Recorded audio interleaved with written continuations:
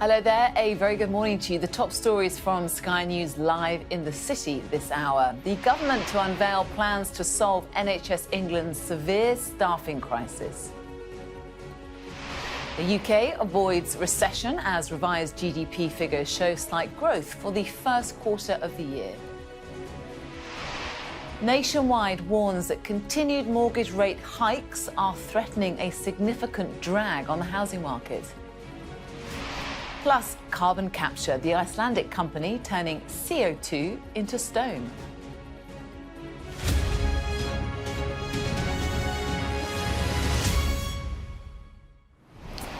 Hello there, very good morning to you. You're watching Ian King Live with me, Emma Crosby. We have an hour of business and economic news right from the heart of the city here in London.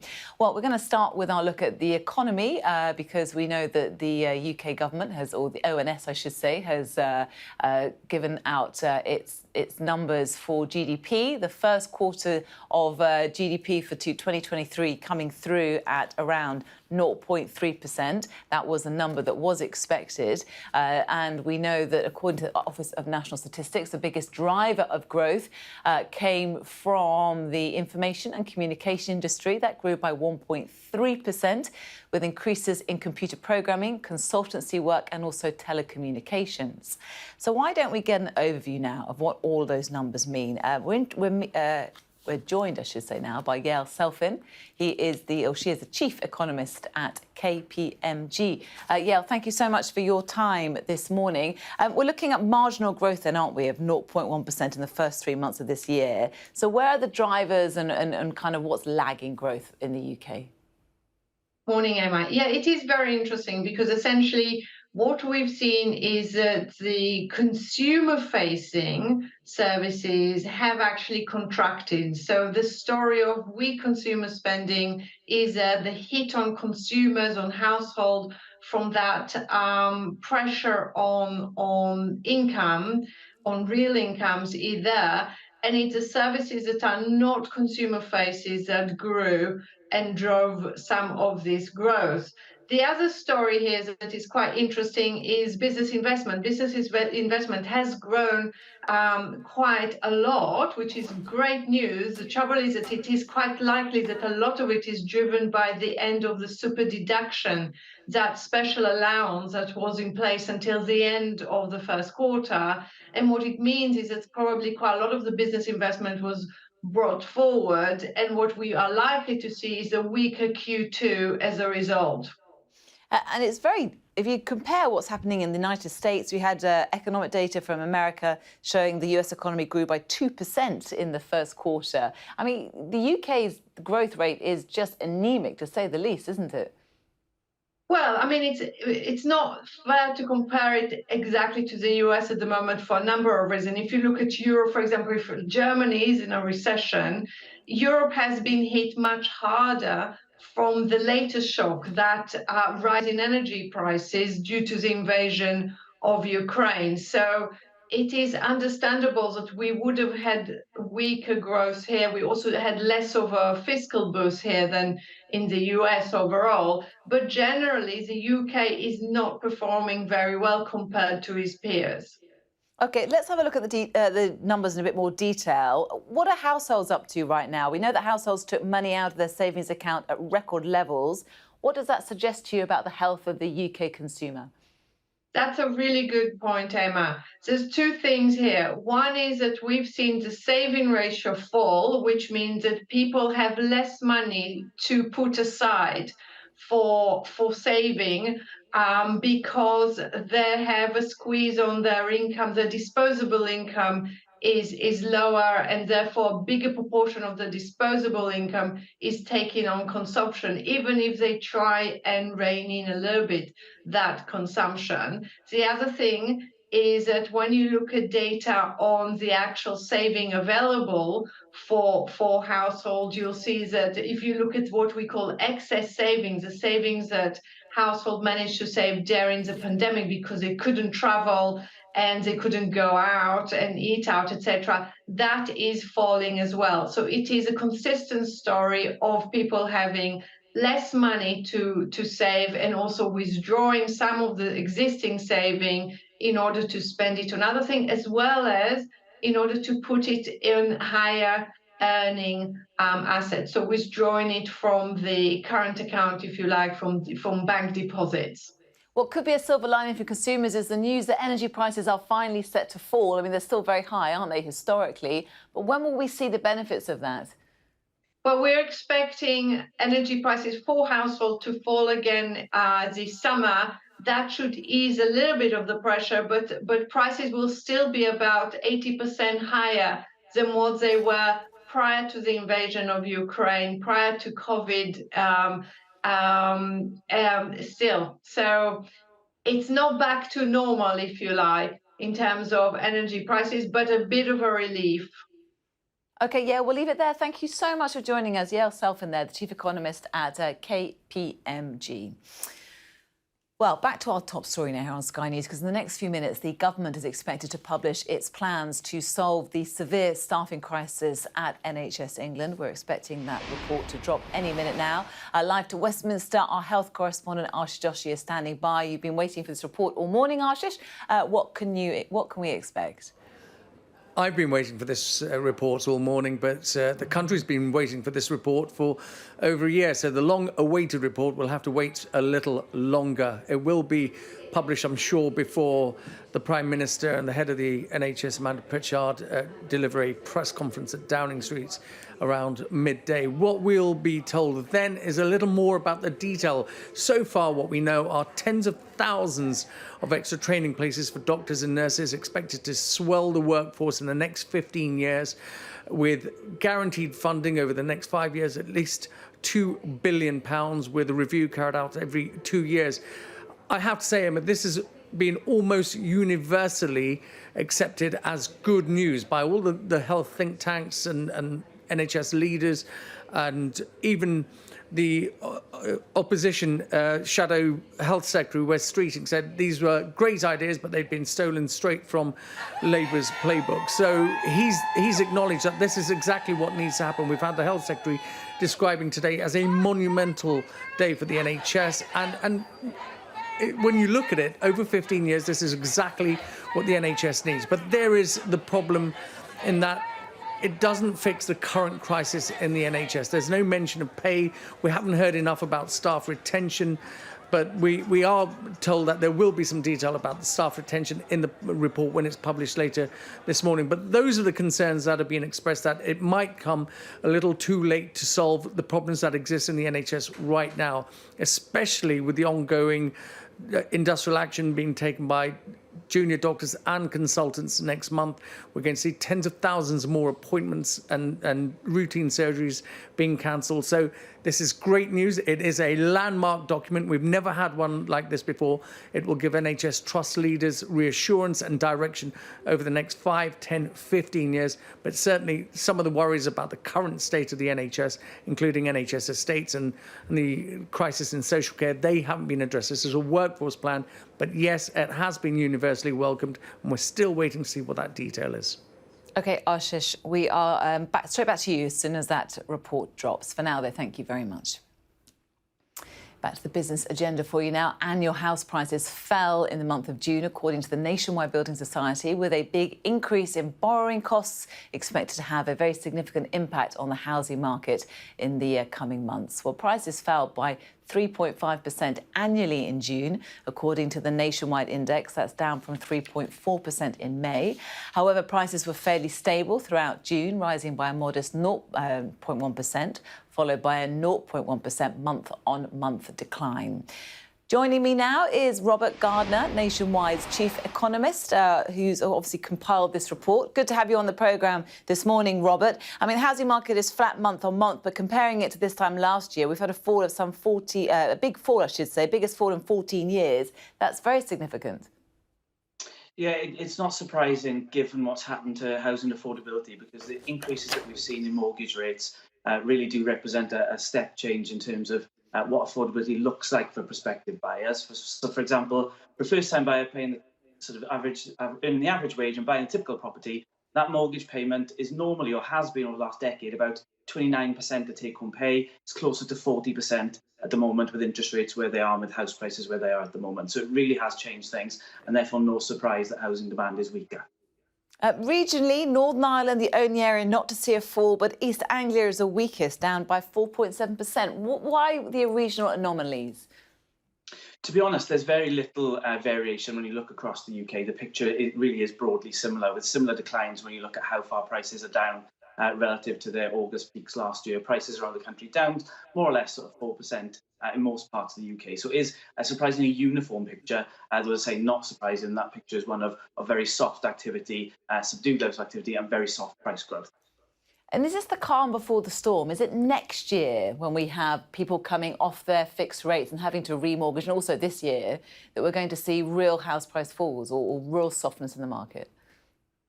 So it's a really good question. In terms of what happens, a lot will depend clearly on where interest rates go. But if they stay where they are at the moment, what you see is around about 400,000 households each quarter, each 3 months, will have to refinance. And at the moment, that is representing a significant increase in costs for the typical borrower. So, for example, people that are rolling off a 2-year deal, taking out a new two-year deal, they're facing an increase in interest rates of around 4 percentage points, in fact, a little bit more than that.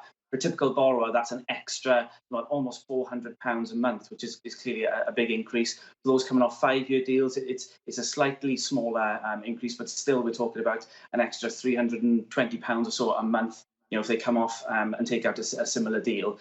Now, the sort of reassuring aspect is that people were stress tested at rates above the ones that they're rolling on to. So hopefully they'll be able to afford that. And obviously, people's wages have increased quite a lot over that period as well. But nevertheless, clearly it's going to be a squeeze for lots of people in the coming quarters ahead. So what is your prediction for the housing price or housing market next year? So we expect activity to remain pretty subdued because we talk about those affordability pressures are still in place. In terms of house prices, we still think that probably we'll see prices fall a little further. So we were talking about a peak to trough decline of about 6.5%. And we're already down about 4% or so. The reason for that is we don't think we're likely to see larger price declines, providing the broader economy performs as we and most other people expect. So providing that inflation does come down, providing that unemployment remains fairly low, earnings fairly solid, which is what most people expect, then we think that should be a cushion and prevent a more significant decline in prices. And the key to that really is we shouldn't see waves of forced selling as long as interest rates don't move significantly higher from here, and as long as people remain in their jobs and employment remains fairly solid. But nevertheless, activity levels likely to remain weak in the housing market because of those affordability pressures. And mortgages still very much the focus. According to the newspaper this morning, 6 of the country's biggest banks have raised their mortgage rates again in a deliberate attempt not to offer the cheapest deals. I mean, what do you think of that? So the increase in mortgage rates really reflects the move in longer-term interest rates that underpin them. That's what's driving the increase in mortgage rates. And the thing that's driving that is what people think will happen to the Bank of England base rate in the years ahead. And over the last month or two, what we've seen is investors significantly increase their expectations of how high bank rate will go and how long it will stay there. So if we just go back a couple of months, they was looking at bank rate peaking, or they were expecting bank rate to peak at a little above 5% and then to fall towards 3.5% in the years ahead. Now they're pricing in a peak bank rate above 6% and still sort of declining, but more gradually in the years ahead. And it's that change in expectation which is driving that change in longer term interest rates, which in turn is pushing up mortgage rates. So that's the key thing that's driving mortgage rates higher. We'll leave it there. Robert Gardner, thank you so much. Nationwide's chief economist joining us. Thank you. Well, let's have a look at some of the other main business stories making headlines here on IKL today. Heathrow Airport has appointed a new chief executive. Thomas Waldby, the current head of Copenhagen Airport, is going to join. His appointment will follow the departure of John Holland Kay when he steps down later this year after nearly 10 years in the post. More British citizens will be able to live and work in Australia with changes to the country's working holiday visa that's coming into place. People aged 18 to 35 can now apply to work down under for up to 3 years. Previously, the maximum age was 30. It's part of the UK-Australia Free Trade Agreement, which starts today. And household gas and electricity bills are finally set to fall from tomorrow after the Office of Gas and Electricity Markets dropped its price cap. It's welcome relief after months of spiking energy costs. The reduction will be around 17%, but bills will still be almost double what they were before the crisis began.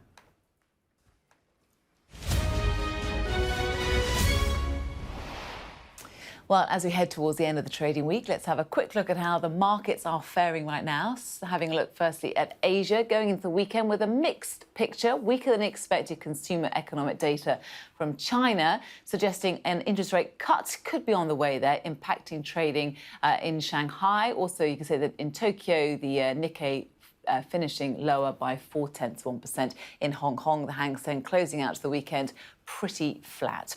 On to Europe for you now. Some gains, as you can expect, on the board. Wall Street in the United States having a stronger finish last night on those Q1 GDP numbers that we were talking about with the elders a few minutes ago, talking about a growth of 2%. Unlike the situation in China, there are concerns that it could force the Fed to hike interest rates. That has helped stocks continue their rally. It is a picture of higher rates, of higher stocks across the board here in Europe. The DAX in Germany trading higher by 0.8%. So too is the CAC 40, the MIB 30 and the IBEX in Spain. On to the London market for you now. The FTSE 100 looking a little like this, also trading higher by nearly 0.6%. We've got mortgage lenders and house builders in focus today. So too are the miners stocks and some commodity-based stocks as well. Quick look at the currency markets for you. A strong day as well on the dollar last night, and that's playing through today as well. The pound is up actually against the dollar right now, pretty flat though, as you can see. It's up just 0.06%. The pound trading higher against the euro right now, and the euro is slightly lower against the dollar. A quick look at the price of oil as well, obviously an indicator of economic sentiment, so always check in with it here on iCal every day. It's trading higher by 1.43%. Let's try and make some sense of all those numbers for you now. Joining me is Sophie Yates. She is a lead equity analyst at Hargreaves Lansdown. Good to have you on the programme, Sophie, this morning. What's taken your eye? Nike in focus for you. Tell us why. Hi, good morning. Yeah, so this really was the big one from last night. Obviously, a sports apparel giant, Nike has seen its shares down as much as over 4% so far in after hours and pre-market trading. And really what we're seeing is essentially its full year results and its Q4s last night really disappointed. So there was a 5% increase in revenue, but earnings per share have dropped pretty sharply. And there's a few reasons for that. One of the reasons is that actually as a wider sector, apparel is very tough right now when you look at the backdrop for consumers, particularly in the US. And at the same time, as part of that, Nike's had to really spend quite heavily in order to generate sales. So that's things like higher marketing spend and a little bit more promotional activity as well. So overall, essentially pretty disappointing, and a wider barometer really of how tough the consumer landscape is. Yeah, absolutely. Talking about barometers, a $4 billion injection into UK business from Salesforce. That's a pretty positive barometer, isn't it? It is. I like to talk about the positive spots, but there are some in the current climate. So as you point out, the cloud-based business, kind of specialising in marketing as well as other IT and services, Salesforce, US-based Salesforce, has said it's going to spend $4 billion over the next 5 years on its UK business. Now, I will be honest, the details on exactly where that's going to be funneled is pretty thin on the ground, but they've said that it's very much going to be about driving innovation and growing the customer base over here. And the reason this is important to talk about in relation to the UK market is because we know that the policymakers, the powers that be here in the UK are really, really trying to push this idea that the UK is a good space for high growth companies, for tech spaces. So really this kind of injection, although it won't move the dial in a huge way on its own, it does show that perhaps the direction of travel isn't quite so tough as perhaps it might be being pegged as. Yeah, OK, well, we'll take that, won't we? What about B&M? Why have they caught your eye? So B&M this week, a pretty interesting situation, really. I mean, they had their full years yesterday, so on Thursday, and they are, in a lot of sense, doing very well because of the cost of living squeeze. So you've seen people trading down towards B&M stores, particularly in general merchandise, as well as grocery. So you might not immediately associate B&M with food, but of course they do have quite a significant offering there. And we're really seeing people trade down, and that's benefited them significantly. I mean, like-for-like sales up in the region of 9%. However, the shares are down, last time I looked at them, including yesterday's trading, this week they're down over 5%. And some of that is because of the fact that there's a lot of uncertainty about the trajectory of where consumer spending is going to go. And also, I think there was probably an element of this idea that B&M might have benefited even more than they have done as well. But really a tale of two halves. You've got these really quite outstanding results, but the share price is really not reflecting that. And in closing, tell us your thoughts on the FTSE 100. And we've had some pretty dire economic news, haven't we? And yet the markets continue to rally. What's going on? There are a few things for this. You're absolutely right in terms of, I think, dire economic news is a fair way to phrase it. However, we do now see that we've technically, here in the UK, we've swerved recession for now. I would point out that I think it's definitely fair to say that there are certainly some flashing indicators, some warning lights that things are certainly going to get tougher. But for now, we've swerved that recession, which is good news for spending power and things like that. And at the same time, across the pond, we generally do tend to kind of mirror the trajectory of the US market. And the US market is positive at the moment because they've had some positive economic data. GDP in the US up 2%, far better than the 1.3% expected. That news has only just come out. So we're kind of following that pattern as well. So largely, it is very tough out there. We've eked out a tiny bit of economic growth here in the UK, but it wasn't quite as bad as perhaps it could have been. And also our friends across the pond are not doing too badly either. So that's certainly boosting sentiment as well. Indeed. Sophie, thank you so much for joining us. Sophie Lund-Yates there from Hargreaves Landau. Thank you. Still to come this morning here on Ian King Live, why reproductive and sexual health wellbeing services have become an important element of employee benefit packages. Do stay tuned.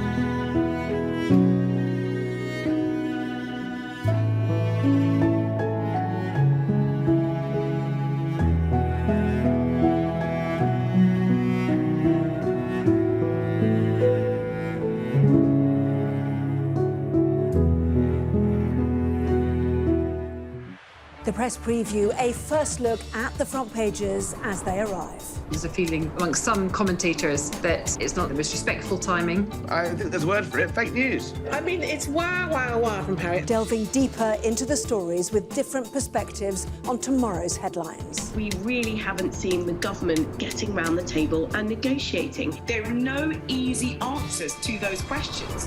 The press preview delivering you tomorrow's news tonight on Sky News.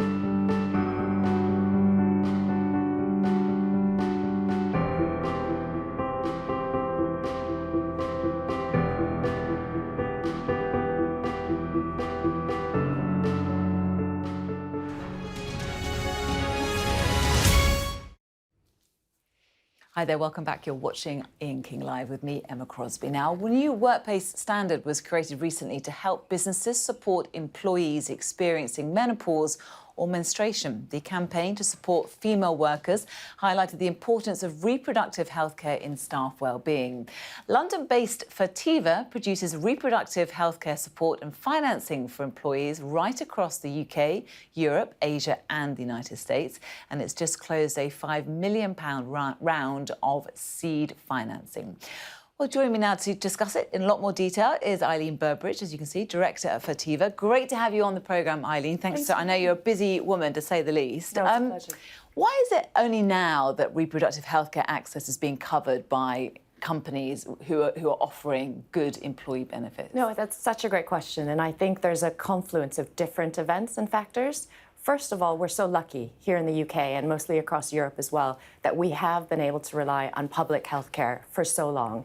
And so I think there has been a false sense of comfort that employers didn't need to worry about their employees' well-being because they were already being looked after. Unfortunately, I think that support is waning given cost constraints, funding constraints and the like. At the same time, post-COVID, you've got companies recognizing a greater duty of care to employee well-being. And then finally, you're seeing the push and the influence from America, where it's always been privately funded healthcare. And so companies raising the bar in terms of what they offer for employees. Now companies here thinking, oh, we've got to meet that because we're competing with those same companies or multinationals for our talent. Particularly if you want to keep talent. Exactly, for retention. Keep good people.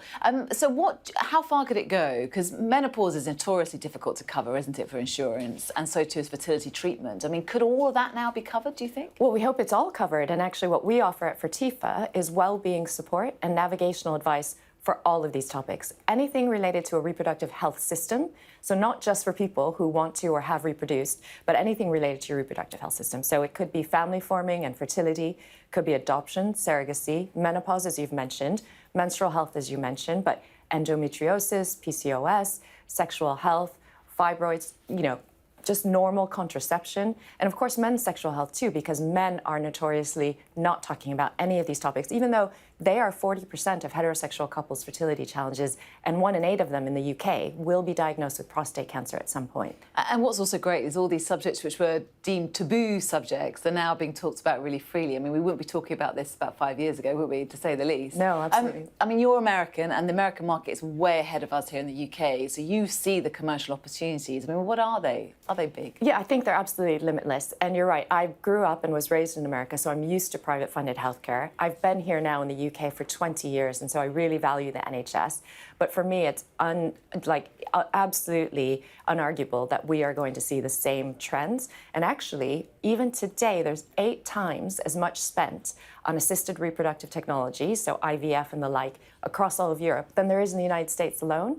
So the fact that we are behind means the opportunity for companies like ours is huge. The issue is it's an incredibly expensive thing to do, isn't it? Going through fertility treatment is phenomenally expensive, and up until now, couples have to pay for it themselves, or single women, or whoever wants to kind of go through that treatment. So how are you going to fund that? I mean, what are your premiums like? How will you make money from this? So we don't work in the insurance model, but we are supporting the workplaces and the companies to provide reimbursements. So, for example, we have processed about £1.5 million of reimbursements just in the last 12 months alone.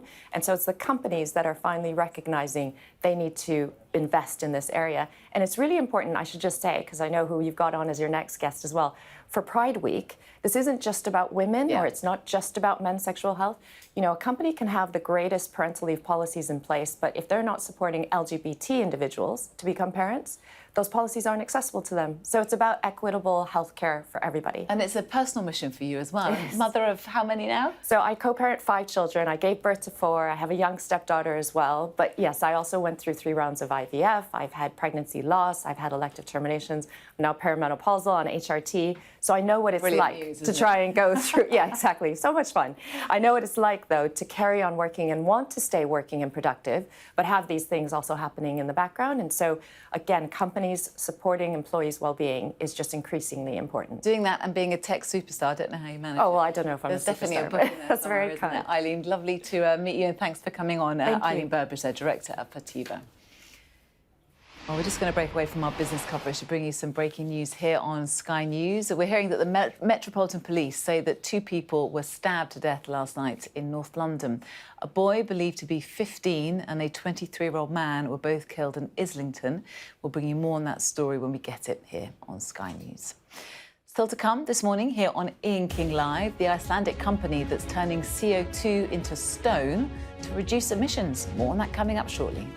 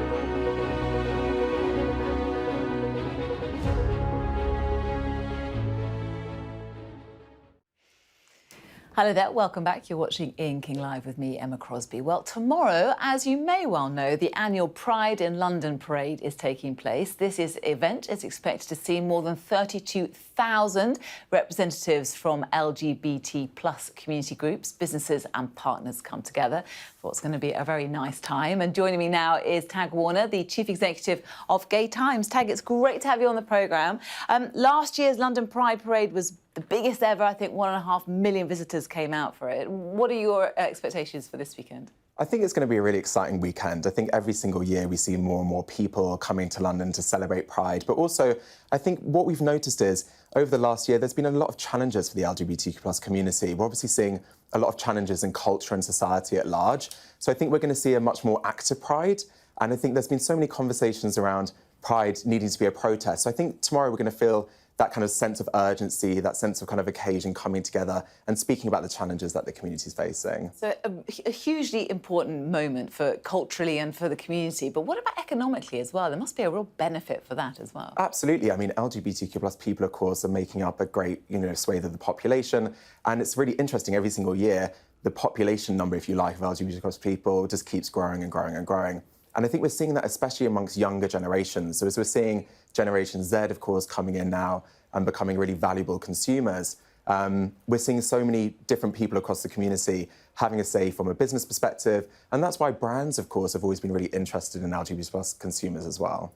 If you go around London this month, there are beautiful rainbow flags everywhere, aren't there? Yeah. I mean, it seems like every corporation has taken this moment to tell its employees and its community its views on LGBTQ+. Are people doing it earnestly, or is it kind of not taken so seriously? I think brands understand that they have a role to play in all of this. Not just because of, I guess, the messaging to their customers, but also the people that are working at the brands. I mean, LGBTQ+ people are working in these organisations, and I think they want to see themselves reflected, both inside the company, but also how the company is demonstrating themselves externally as well. And I think brands can be a fantastic ally to the community. You know, brands like the Aesops of the world, Skittles, they've done some amazing work in the community to really kind of push the agenda forward. And so it's not just about politics. I think brands have a great place to play.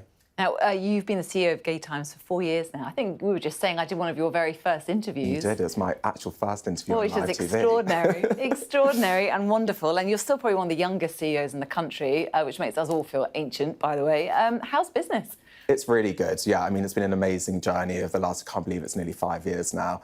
But the business is doing tremendously well. We've grown significantly in the UK, but also in the United States. So I was actually in New York up until, God, I think probably 15 hours ago or something. I've just got back to London. But the brand's doing really well in the States as well, which is very exciting for us. And we've got a really big growth plan ahead. What is that growth plan? I mean, and what is the publishing market like right now, I think given that there is a recession or very little growth economically? I think we've seen a big change in digital media. You know, I think people are actually realising that they want to align with brands that are sort of aligned with their own identity. And I think we're seeing brands like Gay Times becoming even more popular. And so we're really excited about that. But for Gay Times, there's so many opportunities for us across whether it's entertainment or activations and events. And so we've actually just secured an investment to grow our business, which is really exciting. Tell us more. So we'll be growing over the next couple of years in the UK and the US across those different verticals. And it's a really exciting time for us. So I think we'll see the brand, showing up in more places, both in the UK and in the United States. But I think you'll also be seeing Gay Times in sort of more unexpected places as well. You planning to stick around? Oh, absolutely. I'm in it for the long haul. You'll be doing this interview in 5 years' time and I'll still be here. If I'm still allowed on the TV, that is. No, I mean, absolutely. We love you. Tag, thank you so much. Great to see you again. The best of luck thank for you the for having future. me. Appreciate it. Tag Warner there, the Chief Executive of Gay Times. Now, on Wednesday of this week, we reported that the Committee on Climate Change's criticism of the UK's government that it had missed a number of key opportunities on its path to net zero. Well, one company based in Iceland has come up with a unique way of capturing CO2 and reducing emissions.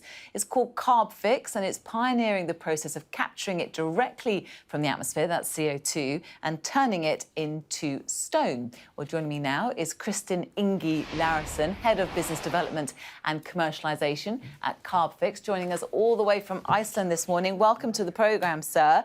Just simply, if you don't mind, what is the process then of turning CO2 into stone?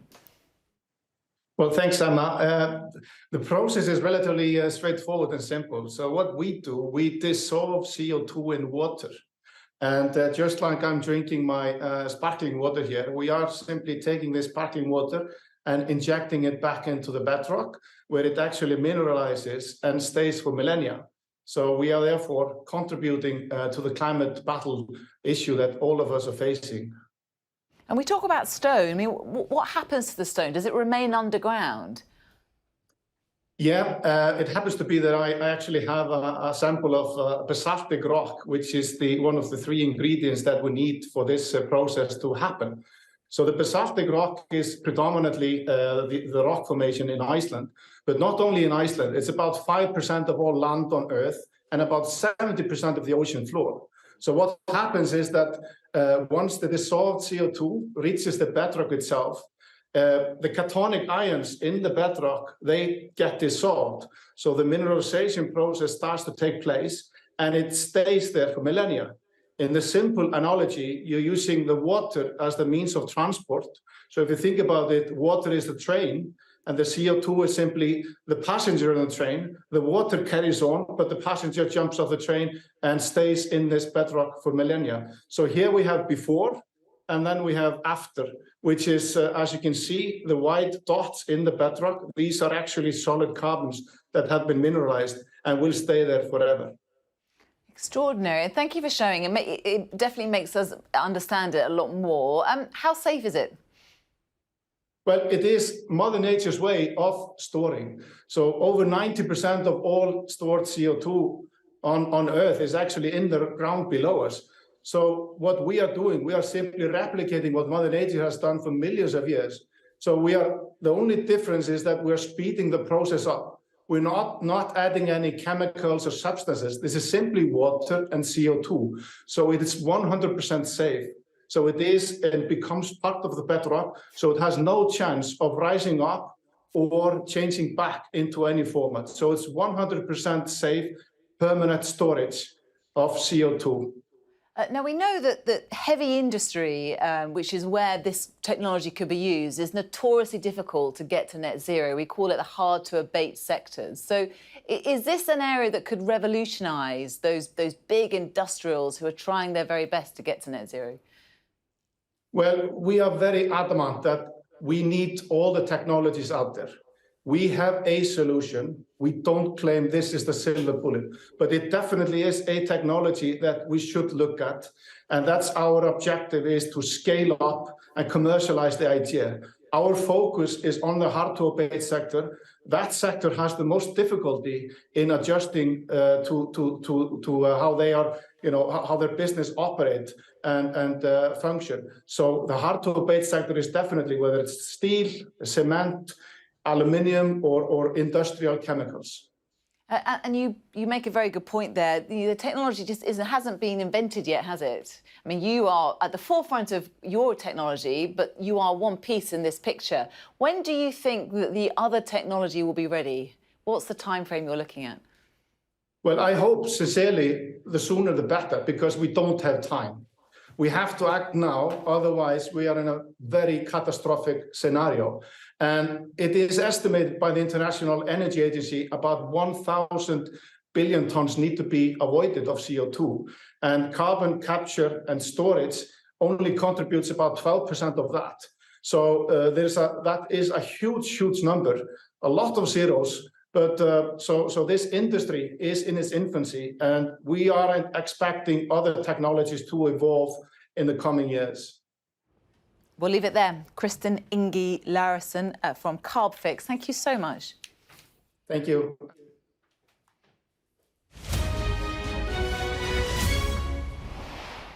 Time for a look at this morning's business pages for you now. We're going to start with the FT. It reports that a record amount was withdrawn from bank accounts last month as savers look elsewhere for higher interest rates or use the money to pay bills.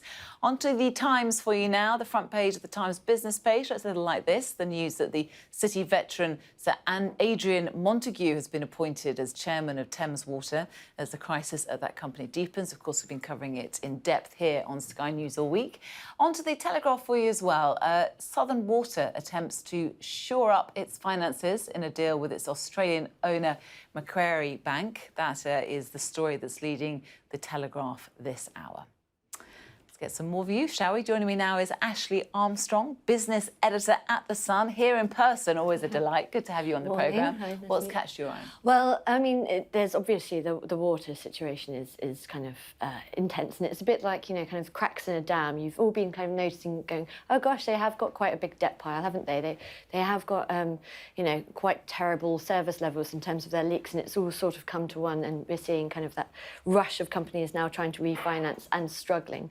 The other thing that I would call out is obviously we've got the price cap announcement coming out tomorrow, and with it, whilst we have the light relief that bills will be falling below £2,000 for the first time since the energy crisis took off, there's a lot of question about kind of the unfairness of how energy bills are structured. And I had this morning the boss of Centrica, British gas owner Chris O'Shea, calling for standing charges to be scrapped, and it is very unfair because, especially for poorer households, you're hit with this £300 charge, that there's no way that you can escape. And last year, when everybody was so hyper aware about how much they were spending, we had readers write in saying, you know, I'm turning off everything and I'm still kind of starting the day with this charge.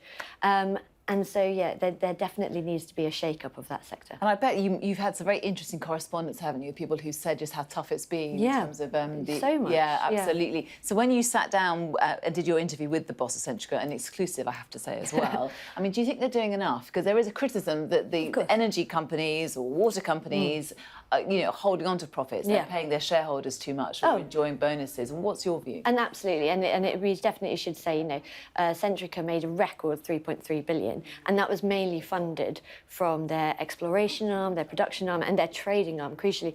So there's always been this tension throughout this crisis of, you know, they are making huge whopper profits, and yet we've got struggling households who are, you know, struggling to pay their same energy bills which these companies are making. But there is this competition law, right? You can't actually subsidise your lower cost household supplier arm. I mean, we've even seen the likes of Shell, which, you know, is not kind of, you know, lost money in any sense during this energy crisis, actually washing their hands of their household arm, saying we're not making any money and it's no longer strategic. Energy companies definitely could be doing more, but this is actually something that the regulator needs to change, because it's them that's saying standing charges are part of the bill. And they feature as well in your pages as well, don't they, Ofgem? And we know that the price cap's coming in as well. Yes, what do you think of their performance as a consumer watchdog recently?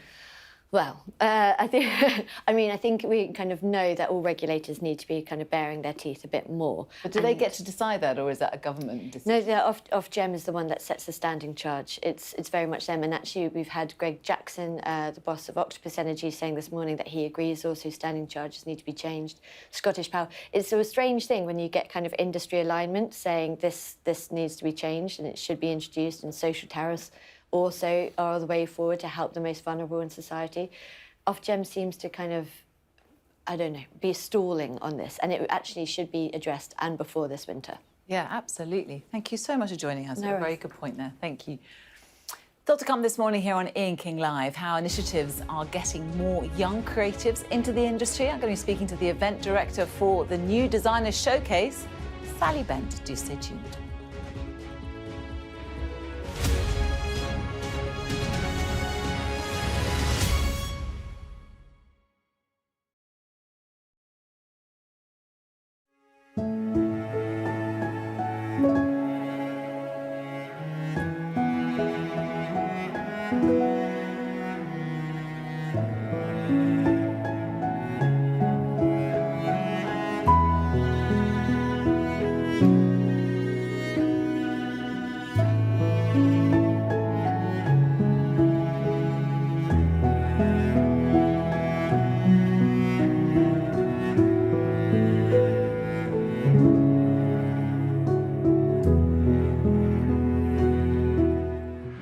The press preview, a first look at the front pages as they arrive. There's a feeling amongst some commentators that it's not the most respectful timing. I think there's a word for it, fake news. I mean, it's wow from Harriet. Delving deeper into the stories with different perspectives on tomorrow's headlines. We really haven't seen the government getting round the table and negotiating. There are no easy answers to those questions.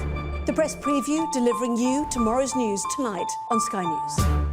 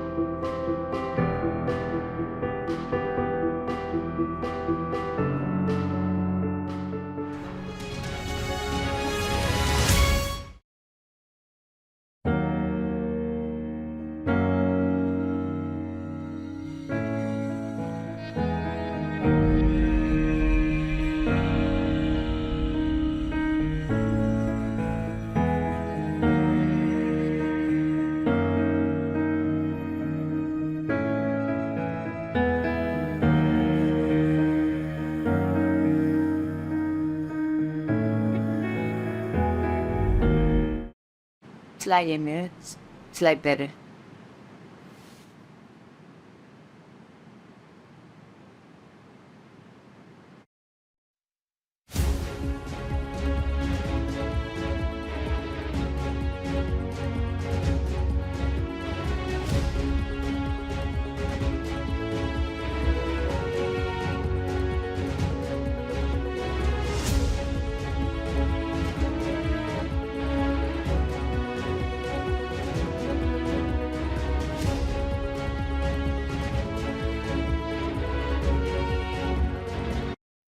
Fly Emirates, fly better. Hello there, welcome back. You're watching Ian King Live with me, Emma Crosby. A quick break from the business coverage to tell you that the government's blueprint plan for the NHS, much vaunted, been talking about it all morning here on Sky News, has just been published. We expect it to be the biggest overhaul of staffing in the NHS for some 75 years. That's according to Steve Barclay, the Health Secretary. 300,000 extra nurses, doctors and healthcare workers with £2.4 billion worth of funding over a 5-year period has been published. Just to let you know that our health correspondent, Ashish Joshi, is having a look at that right now and will be with us live in just a few minutes' time to give you those headlines on what's been described as a blueprint plan for the future of the NHS. Well, back to business now. For many students across the country, now is a time to relax after those end-of-year exams. But for graduates, the hard work actually begins now as they look to get on the career ladder. And for designers who are just leaving university, there is some help out there. The New Designers event helps break young people into the industry. Joining me now to talk about it in a bit more detail is event director for the New Designers Showcase, Sally Bent. And you come over here for a bit of R&R and enjoy the aircon before you go back to Islington, where I'm sure it's going to be very busy. What is the job market right now looking like then for new designers who are coming out of university? I think, you know, for the graduates who are leaving university now, there is still a wealth of opportunities available, especially for the graduates who we see leaving with such amazing, innovative ideas. You know, we cover sort of every corner of the design industry, from textiles and fashion to product, visual communications, graphic design. And we see so many innovative and products which have sustainability right at the heart of them, coming from these, you know, young people and some mature students as well. Would you say that's the main theme, sustainability or kind of circular economy, when you look at the innovation that's coming through? Yeah, definitely. And it's so inspiring because these graduates just have it in their DNA. You know, it's not something which is added on afterwards, but they look at where their products come from, you know, where their materials are sourced, but also what the end of life for that product is. So, you know, they'll use recycled threads and textiles, but they, you know, make sure it's not coated in plastic, so then it becomes non-recyclable. It's a really holistic approach to sustainability. What's the most exciting thing you've seen, or a number of them? What can you tell us? So we have an awards programme which we work with a range of sponsors to pick out, you know, some of the sort of leading lights. And we have the Business Design Centre New Designer of the Year, which was awarded to a textile student who's using sort of digital printing alongside very traditional methods of textile design, which was just really innovative and beautiful to see. OK, that sounds great. Is the UK still a mantle, do you think, with some of the best designers in the world, or where's the competition globally these days? I mean, I think the UK definitely holds its own on a global stage. And I guess, you know, it's interesting, you see things coming in waves. So when we speak to our tutors about where their international students are coming from, they say, you know, recently jewellery design, they see a lot of students coming out of India, for example, whereas in previous years, they've had a lot of students from China. So things sort of come in waves and, you know, ups and downs, but I think the UK sort of is consistent and just holds its own. And is the UK still an attractive place for creatives, young creatives? What do you think? I mean, I would say yes. But do you think more could be done? Do you think that the environment is nurturing enough? I mean, I think our education sector is hugely nurturing, and, you know, we're spending 2 weeks now with like 200 courses of tutors who are determined to sort of give these students a start in an industry which is quite hard to crack into, and to create their passion, take their passion and creativity and turn it into something commercial, which is always that kind of challenge. You know, if you're someone who loves textile design, how do you make a career out of that? How do you monetize it? And it's not just, they don't just teach them how to be amazing designers creating aesthetically beautiful things, but also how to approach industry, you know, how to get a job or how to get work commissioned. Because it's tough being a graduate right now, isn't it? I mean, they're leaving with a huge amount of debt into a cost of living crisis where, you know, if you want to rent or buy somewhere, it's almost impossible. I mean, it's a tough ask, isn't it? Yeah, I think, you know, with where we are at the moment, I think it can feel quite overwhelming for them. I think, you know, the best advice we can give them is to, you know, really get out there, make those connections with industry, which New Designers is a great platform for. And if they're not sort of putting themselves out there, if they're not, you know, putting their best foot forward, then, you know, where will they find those opportunities? Interesting that today a trade deal has been comes into force between Australia and the UK, and one of their main things is expanding the visa. So now they want people up to the age of 35 for a 3-year work deal. Are things like that not a deterrent, but they take talent away? Is there a talent kind of brain drain potentially from this country where you get young creatives thinking, well, I'm going to go and work in Australia, or maybe go to China, go to Shanghai, because the opportunities are better there? Do you see that? Yeah, I get, you know, I suppose people do look far and wide for opportunities, and the world is a lot more global now. You know, it does, especially, you know, you can do a remote interview anywhere in the world and then go and chase that opportunity. But I suppose rather than viewing it as a brain drain, you know, people can go and get other skill sets in those countries and then bring it back to the UK as well. It doesn't always have to be one-way traffic. You know, they can develop their skills and then hopefully bring that back and enrich the UK design economy as well. And we're talking, of course, about technology and climate change. Just in our interview with the gentleman from Iceland, some of the technology has not yet been invented to get us to net zero, but you see the innovation, don't you? And young people coming through. Do you have confidence? I do. They got it sorted. They know. Yeah, and definitely, you know, last year we had this amazing product which won one of our awards, which was all about, you know, the soil problems that we have at the moment. And even these things which aren't the glamorous ones, aren't the big headliners, the graduates are thinking about it and coming up with solutions. So it gives you real hope. You know, their energy and enthusiasm can't help but give you hope. That's really good to know. Sally, thank you so much for joining us. Sally Bent there from the New Designers Showcase. That is it for me today. Before I go, a quick word about some big changes to our business coverage that's coming up. From next week, the 3rd of July, Ian King will be presenting a new show. It's called Business Live. It'll be on air at 11:30 in the morning and then at 4:30 in the afternoon. It's going to cover all the day's main business stories with all the action from the market as it closes. Do tune in for that from Monday at 11:30 and 4:30 in the afternoon. Next up, we have Samantha Washington with all the details from the NHS report that has just been published. Have a great weekend and we'll see you on Monday. Bye for now.